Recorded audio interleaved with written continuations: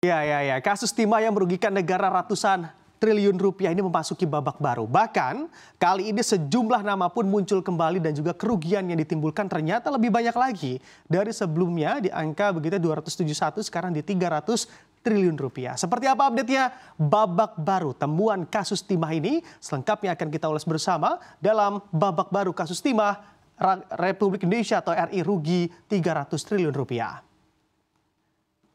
Nah, ini kita amati dan juga kita perhatikan babak baru temuan dari kasus timah ini pun bergulir begitu ya, di mana Jaksa Agung ST Burhanuddin mengumumkan kerugian negara dalam kasus korupsi tata niaga komoditas timah di wilayah IUP dari PT Timah tahun 2015 hingga 2022 mencapai 300 triliun rupiah.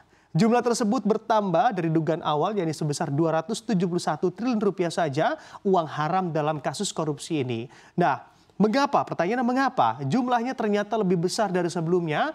Tentu angka ini timbul saat perhitungan dilakukan oleh Badan Pengawas Keuangan dan juga Pembangunan atau BPKP, di mana BPKP mendapat temuan biaya sewa smelter yang sangat mahal dan juga yang dilakukan oleh PT Timah pada waktu itu. Tak hanya itu, kerugian negara lainnya juga muncul karena pembayaran PT Timah terhadap hasil tambang timah ilegal menurut temuan dari BPKP pada saat itu juga. Dari mega skandal korupsi ini, Kejaksaan Agung RI telah menetapkan puluhan orang yang dikenakan status tersangka, di mana suami pesohor Sandra Dewi, Harvey Muiz, menjadi salah satu tersangka yang paling disorot dalam kasus timah atau korupsi yang menyebabkan atau yang berada di PT Timah ini. Nah, selain Harvey, tersangka lain ya ini ada Dirut Tins periode 2016 hingga 2022, Mokhtar Riza, lalu Direktur Keuangan Tins periode 2018 hingga 2022 begitu ya, Emil R. Mindra, dan juga Dirops atau Direktur Operasional Produksi Tins 2017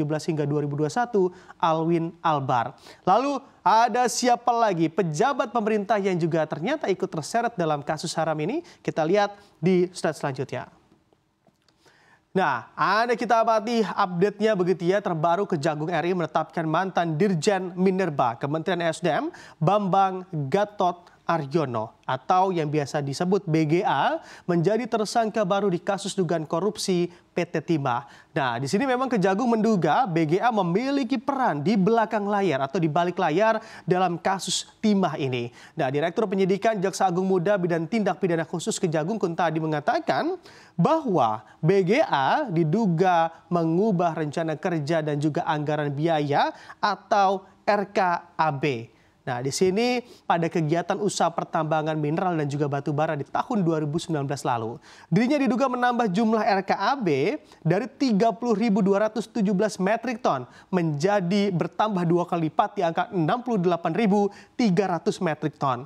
Kuntadi juga menambahkan bahwa pengubahan RKAB tersebut sama sekali tidak dilakukan kajian. Nah, lo kok bisa begitu ya? Nah, maka dari itu, dari penambahan jumlah RKAB dilakukan untuk memfasilitasi aktivitas transaksi timah yang diproduksi secara ilegal atau peran begitu ya, peran dalam kejahatan yang dilakukan. BGA resmi menjadi tersangka ke-22 dalam kasus korupsi tata niaga komoditas timah PT Timah Tbk tahun 2015 hingga 2022. Lalu ada siapa lagi yang juga diincar oleh Kejagung RI dalam kasus timah ini? Kita lihat di slide selanjutnya. Nah, siapa yang pernah begitu ya untuk naik pesawat Sriwijaya Air? Ternyata memang ada di sana begitu yang juga diincar oleh Kejagung RI, di mana korupsi besar biasanya juga pemainnya banyak di dalamnya atau yang terlibat. Seperti halnya dalam kasus timah ini, Kejagung RI pun membuka kemungkinan untuk menjemput paksa pendiri maskapai Sriwijaya Air, Henry Lee, yang ditetapkan juga menjadi tersangka di kasus korupsi PT Timah ini. Kemungkinan tersebut muncul karena Henry Lee juga sudah 2 kali mangkir dari panggilan pemeriksaan Kejagung RI. Bukan hanya Henry Lee saja, sang adik Fandi Lingga juga ikut ditetapkan sebagai tersangka dalam kasus ini karena keterlibatannya dan posisinya yang menjabat sebagai marketing di PT Tinindo Internusa atau TIN. Sedangkan Henry Lee merupakan pemilik manfaat dari PT TIN itu sendiri. Nah, tentunya turut bangga dan juga senang begitu ya, kasusnya makin lama makin terbuka begitu, dan yang pasti tentunya ini juga menjadi ataupun melihat begitu ya terkait duit korupsinya yang lebih gede begitu ya, dan bahkan lebih besar juga dibandingkan dana tapera, dana kesehatan, bahkan dana UKT yang lagi ramai diperbincangkan oleh netizen. Semoga ganjaran para pelaku kejahatan korupsi ini juga setimpal dengan perbuatannya, dan tentunya kita harap bersama para aparat penegak hukum juga bisa bekerja profesional dalam mengungkap mega skandal korupsi PT Timah ini dan juga PT-PT lainnya yang juga terlibat dalam kasus Timah ini.